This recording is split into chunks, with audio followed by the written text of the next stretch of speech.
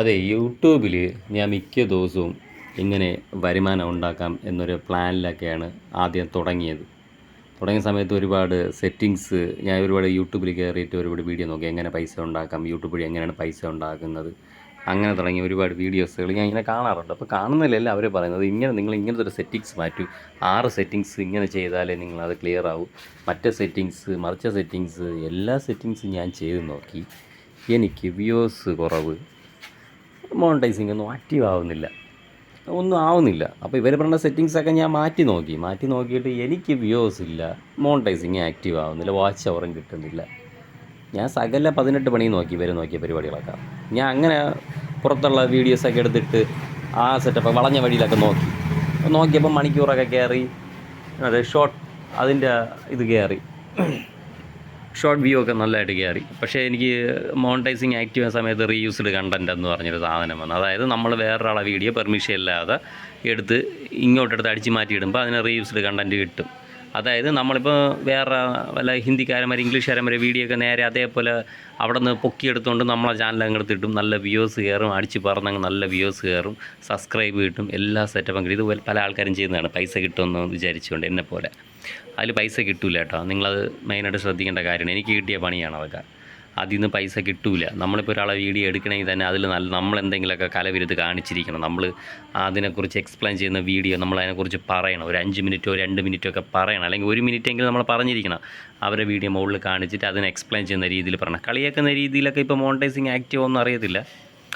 ഇടയിൽ നമ്മൾ ഇങ്ങനത്തെ സെറ്റിങ്സ് എന്നൊക്കെ പറഞ്ഞ സാമാനങ്ങൾ കുറേ എണ്ണം വീഡിയോ ഇറക്കുന്നുണ്ട്. ആ അമ്മാതിരി ഒന്നും നിങ്ങൾ ചെയ്യാൻ നിൽക്കല്ലേ പറഞ്ഞേട്ടാ. ഇപ്പന്മാർ വേറെ ഉടായിപ്പാണ്. ഞാനിങ്ങനെ കുറേ പറ്റി ആ സെറ്റിങ്സ് ഇങ്ങനെ ചെയ്ത് കഴിഞ്ഞാൽ നിങ്ങൾക്ക് ഇപ്പം മോണിറ്റൈസിങ് എടുത്ത് വെച്ച് തരും എന്നൊക്കെ പറഞ്ഞ് കുറേ വീഡിയോസ് ഇറങ്ങുന്നുണ്ട്. എടാ അതിലൊന്നും കിട്ടൂല, ഒന്നുമില്ലടേ, ഒരു സംഭവമില്ല. പിന്നെ സമയം, അതും ഇവർ പറയും ഇന്ന കറക്റ്റ് ടൈമിന് തന്നെ ഇട്ട് പോകണം. സമയത്തിൻ്റെ കാര്യം എനിക്കിപ്പോഴും അറിയത്തില്ല, കറക്റ്റ് ടൈമിന് ഇടണോ അല്ലെങ്കിൽ ആ ടൈമിന് ഇന്നലെ ഇട്ട അതേ സമയത്തിന് ഇന്നിടണോ അങ്ങനെയൊന്നും എനിക്കറിയത്തില്ല. അതിൻ്റെ മെയിൻ പ്രത്യേകത എന്ന് വെച്ചാൽ നമുക്കിത് റീച്ചായി കിട്ടുമ്പോൾ നമ്മൾ ഇന്നൊരു എപ്പിസോഡ് ഇട്ടെങ്കിൽ നാളെ ഒരു എപ്പിസോഡിന് വേണ്ടി ആ സമയത്ത് പല ആൾക്കാർ വെയിറ്റ് ചെയ്തിരിക്കും, പ്രേക്ഷകർ വെയിറ്റ് ചെയ്തിരിക്കും. അതിന് വേണ്ടിയിട്ടാണ് മെയിൻ ടൈം എല്ലാവരും സെറ്റ് ചെയ്യണം. ആ ടൈമിൽ തന്നെ ഇട്ട് പോകണം, ആ ടൈമിൽ തന്നെ ഇട്ട് പോകണമെന്നൊക്കെ. അത് നിങ്ങളെ ഇഷ്ടമാണ്. നിങ്ങൾക്ക് നല്ല റീച്ച് ആവണമെങ്കിൽ നിങ്ങൾ ഒരു പ്രോഗ്രാം ഇന്നൊരു പ്രോഗ്രാമിൻ്റെ എപ്പിസോഡ് ഇട്ട് നാളെ എപ്പിസോഡ് ആൾക്കാർ കാണാൻ വെയിറ്റിംഗ് ആണെങ്കിൽ ആ ടൈമിന് ഇട്ടണം. അല്ലെങ്കിൽ നമ്മളെ ചാനലിൽ എന്താ പറയുക, നമ്മളെ ബാധിക്കും. ചാനലല്ല നമ്മളെ ബാധിക്കും. ആൾക്കാർ നമുക്ക് കിട്ടുന്ന വ്യൂസ് കുറയുന്നുള്ള വ്യൂസ് കൂടും. നമ്മളെ സാധനം കണ്ടൻറ്റ് നല്ല പെർഫെക്റ്റ് കണ്ടൻറ്റ് ആണെങ്കിൽ ആൾക്കാർ കൂടിക്കൊണ്ടിരിക്കും. അതായത് പിന്നെ ടൈം എന്ന് പറഞ്ഞാൽ അങ്ങനത്തെ ഒരു സെറ്റപ്പ് ഒന്നും. പിന്നെ നട്ട പാതിര കിട്ടുമെന്ന് പറഞ്ഞ് കയറൊന്നുമില്ല, ചിലത് കയറും. വൈകിട്ടൊക്കെ 7 മണി, രാവിലെ 10 മണി അങ്ങനത്തെ ടൈമിനൊക്കെ ഇട്ട് പോകണം. അങ്ങനെയൊക്കെ ഇത് എൻ്റെ ഒരു ടൈമാണ് ഞാൻ പറഞ്ഞോട്ടെ. നിങ്ങൾക്ക് നിങ്ങളെ ഇഷ്ടമാണ്. ഞാൻ പറഞ്ഞാൽ രാത്രി മാക്സിമം ഇടാതിരിക്കുക. ഒരു 10 മണിക്കൊന്ന് വീഡിയോ, 10 ഒരു 11, 12 മണിക്കൊന്നും ഇടാതിരിക്കുന്നതായിരിക്കും നല്ലത്. എടാ നമ്മളെ തുടക്കക്കാർക്കുള്ള കുഴപ്പമൊന്നും അറിയാം. നമ്മൾ ആദ്യം ഇടുന്ന ഷോർട്സ് നമുക്ക് വ്യൂസ് കയറില്ല. ഒരു എന്താ പറയുക 5 ദിവസമോ ഒരു 50 വ്യൂസോ 25 വ്യൂസോ. അത് പിന്നെ രാവിലെ ആയിട്ട് വീഡിയോ ആണെങ്കിൽ നമുക്ക് രാത്രി ആയിരിക്കും വ്യൂസ് കയറണം. 750 വ്യൂസ് വരെയൊക്കെ കയറും. ചിലപ്പോൾ ഒരു 4 സബ്സ്ക്രൈബൊക്കെ അതിൽ നിന്ന് കിട്ടും. തുടക്കം ഇട്ടോടാൻ കയറില്ല. പിന്നെ ഒരു കാര്യമുണ്ടല്ലോ, നമ്മൾ എന്തെങ്കിലുമൊക്കെ ആട്ടിയും പറക്കിയും ഇങ്ങനെ മൊബൈലിട്ട് ആട്ടി അങ്ങനെയുള്ള ഷോർട്സ് ഒന്നും ഇടല്ലേ കേട്ടോ. അതൊക്കെ നമുക്ക് റീച്ച് ആവില്ല.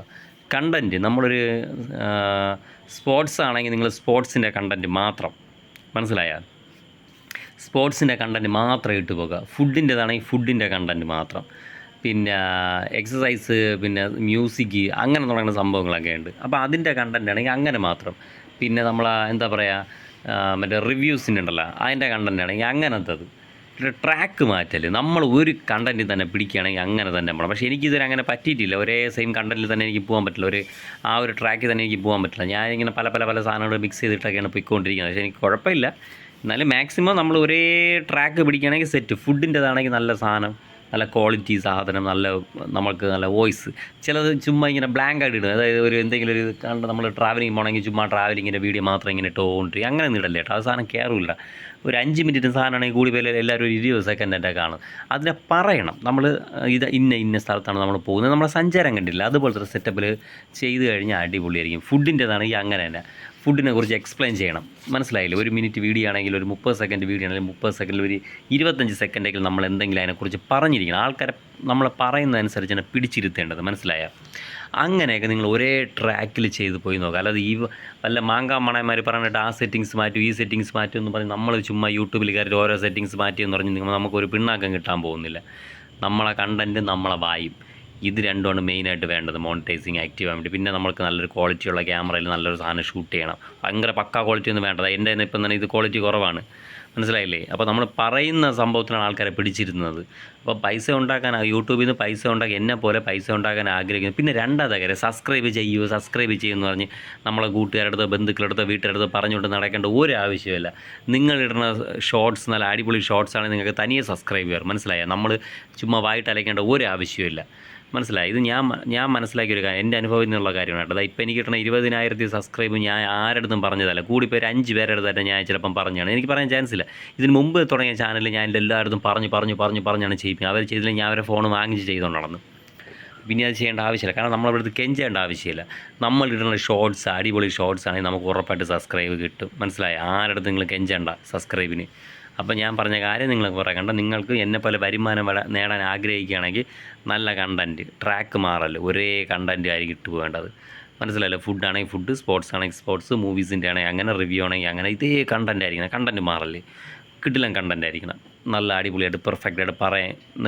പെർഫെക്റ്റ് മീൻസ് ഞാൻ ഇപ്പോൾ വളവുകളാന്ന് വെച്ചാൽ അതുപോലെ സംസാരിച്ചാലും മതി. നല്ലപോലെ സംസാരിച്ച് ആൾക്കാരെ പിടിച്ചിരുത്തണം. എന്നാൽ മാത്രമേ നമ്മളെ ചാനൽ റീച്ച് ആവത്തുള്ളൂ, നമുക്ക് റവന്യൂ വരും. നിങ്ങൾ ചുമ്മാ സെറ്റിങ്സ് ഒന്നും മാറ്റാൻ നിൽക്കേണ്ട. മോണിറ്റൈസിങ് ആക്റ്റീവ് ആയ ശേഷം നമുക്ക് ടാക്സിൻ്റെ പേപ്പറൊക്കെ ക്ലിയർ ചെയ്ത് കൊടുക്കേണ്ടി വരും. അത് യൂട്യൂബിൽ തന്നെ ഉണ്ട്, എങ്ങനെ ക്ലിയർ ചെയ്യണമെന്നൊക്കെ, മനസ്സിലായ? ഓക്കെ, എൻ്റെ ഞാൻ പറഞ്ഞതൊക്കെ ഇഷ്ടപ്പെട്ടിട്ടുണ്ടെങ്കിൽ എൻ്റെ ചാനലും കൂടെ ഒക്കെ ഒന്ന് സബ്സ്ക്രൈബ് ചെയ്ത് എന്നെ സപ്പോർട്ട് ചെയ്യണം. ഓക്കെ ഗൈസ്, ഇനിയും ഇതുപോലത്തെ വല്ല അറിയാവുണ്ടെങ്കിൽ എനിക്കൊന്ന് കമൻറ്റ് ചെയ്യുക. അറിയാവുന്ന കാര്യങ്ങളാണെങ്കിൽ ഞാൻ പറഞ്ഞുതരാം.